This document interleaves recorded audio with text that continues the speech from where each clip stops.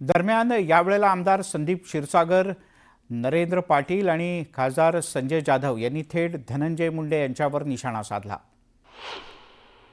सरकारने ह्याच्यामध्ये ऍक्शन घेतल्यानंतर एसपी बदललेत, काही काही गोष्टी खऱ्या सांगाव्या लागतील तुम्हाला।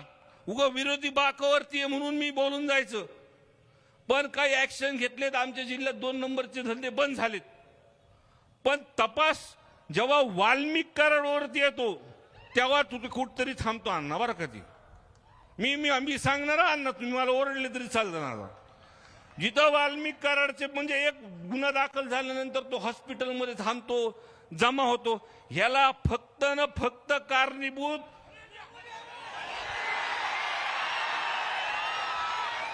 आणि रस्त्यावरती उतरल्यानंतर एकच मागणी आहे, आकाला उचला। आणि आकाचा जो पक्षाचा नेता आहे त्या नेत्यालाही त्या ठिकाणी राजीनामा घेतल्याशिवाय कुणी शांत बसू नका, कारण हा खरा सूत्रधार कोण आहे तर धनंजय मुंडे आहे। पापाचा घडा भरला म्हणून संतोष देशमुखच्या रूपानं हे सगळं आता पिक्चर बाहेर आलाय। म्हणून मला या ठिकाणी एवढीच विनंती करायची आहे की त्यांचा राजीनामा मागायची काय गरज आहे। धनंजय मुंडे जर खरे स्वाभिमानी असतील तर त्यांनी नैतिक जबाबदारी स्वीकारून तात्काळ राजीनामा द्यावा, मी या मताचा आहे। कारण वाल्मिक कराड कोण आहे? ह्यांचा राईट हँड। मग खारीतला शुक्राचार्य कोण हे आता आपल्याला विचारायची गरज नाही, म्हणून त्यांनी नैतिकतेने राजीनामा द्यावा। बीडच्या मस्साजोगचे सरपंच संतोष देशमुख हत्या प्रकरणी फरार असलेल्या सुदर्शन घुले, सुधीर सांगळे या 2 आरोपींना पोलिसांनी पुण्यातून बेड्या ठोकल्या। या आरोपींच्या अटकेवरून विरोधकांनी काही प्रश्न उपस्थित केले। या आरोपींना पुण्यातूनच नेमकी कशी अटक होते? आरोपींचं पुणा कनेक्शन नेमकं काय आहे याचा तपास व्हायला पाहिजे, अशी मागणी आता विरोधकांनी सुरू केली आहे। देशमुख हत्या प्रकरणाचं पुणे कनेक्शन,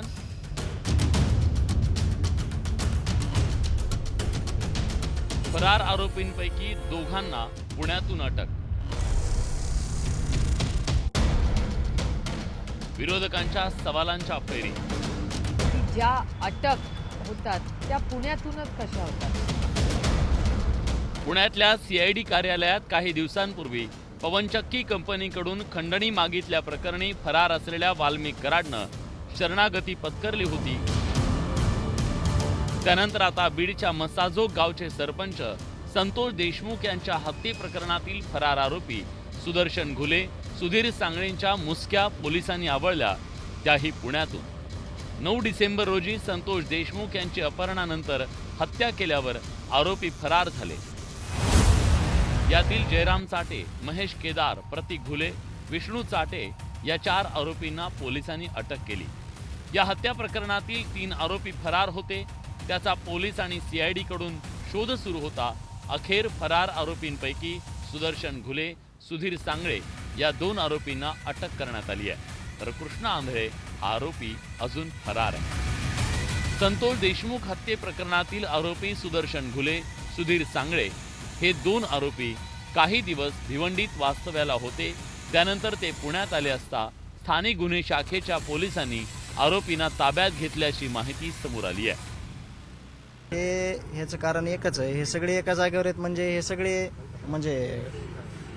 कुणीतरी जे ठेवलेलं आहे तिथं जिम्मेदारीनं ठेवलं असेल ना त्याने त्यांना एका जागेवर सेफ्टी, त्याचा तपास लवकरच होईल।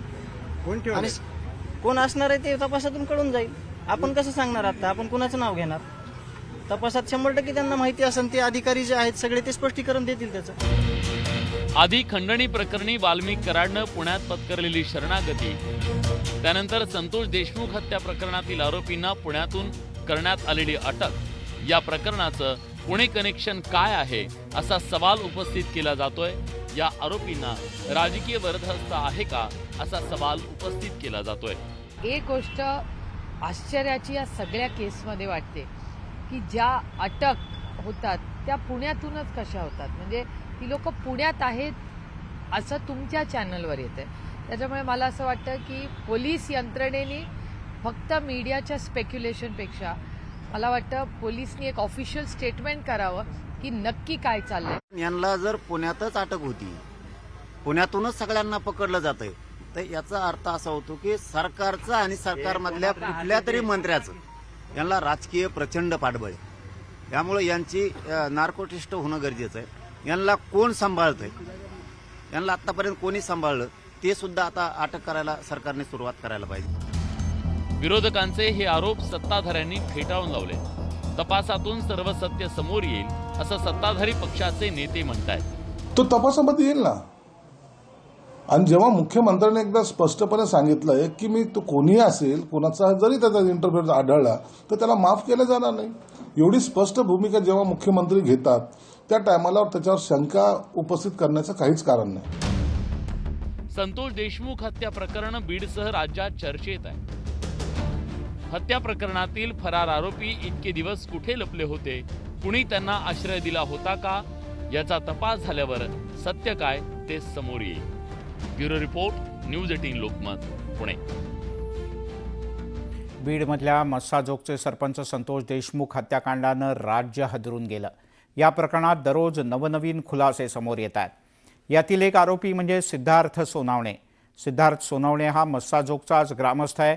हत्येच्या दिवशी सिद्धार्थ यानंच मारेकऱ्यांना संतोष देशमुख यांच्याबद्दल माहिती दिल्याचा संशय तपास यंत्रणांना आहे. संतोष देशमुख यांचं लोकेशन सोनावणे यानं मारेकऱ्यांना दिल्याचा संशय पोलिसांना आहे. संतोष देशमुख यांच्या अंत्यविधीला सुद्धा तो उपस्थित होता. मात्र जसजसा तपासानं वेग पकडला आणि प्रकरण मोठं झालं, यानंतर सिद्धार्थ सोनावणे फरार झालाय. पोलिसांकडून सध्या त्याचा शोध सुरू होता. अखेर त्याला कल्याणमधून अटक करण्यात आली. त्याच्याजवळ 5 वेगवेगळी सिम कार्ड सापडली आहेत. त्यामुळे संतोष देशमुख हत्याकांड प्रकरणी तपासात साखळी जोडताना सिद्धार्थ सोनावणेची भूमिका अतिशय महत्त्वाची असणार आहे.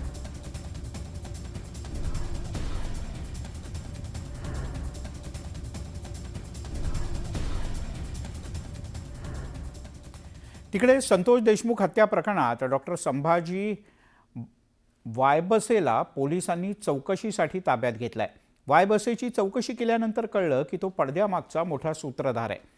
वायबसे आरोपींच्या संपर्कात होता आणि त्यांना मदत करत होता. वायबसे हा आरोपी सुदर्शन घुलेचा मित्र असून त्याच्या माध्यमातूनच पोलिसांनी आरोपींच्या मुसक्या आवळल्यात.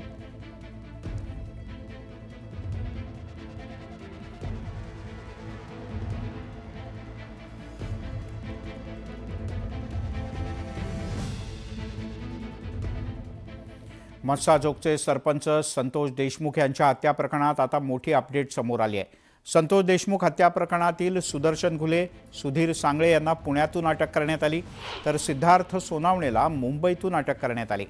या 3 आरोपींना न्यायालयात हजर करण्यात आलं होतं. त्याची सुनावणी पूर्ण झाली असून या 3ही आरोपींना 14 दिवसांची पोलीस कोठडी सुनावण्यात आली आहे. कोर्टामध्ये युक्तिवाद करताना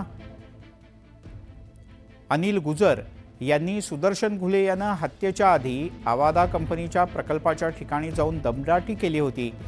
यानंतर त्याला मारहाण सुद्धा करण्यात आली होती. संतोष देशमुख आणि मस्साजोगमधील लोकांनी त्याला मारहाण केली असा दावा केला. यानंतर संतोष देशमुख यांना रस्त्यात अडवून एके दिवशी आरोपींनी जबरदस्त मारहाण केली आणि त्यातच त्यांचा मृत्यू झाला.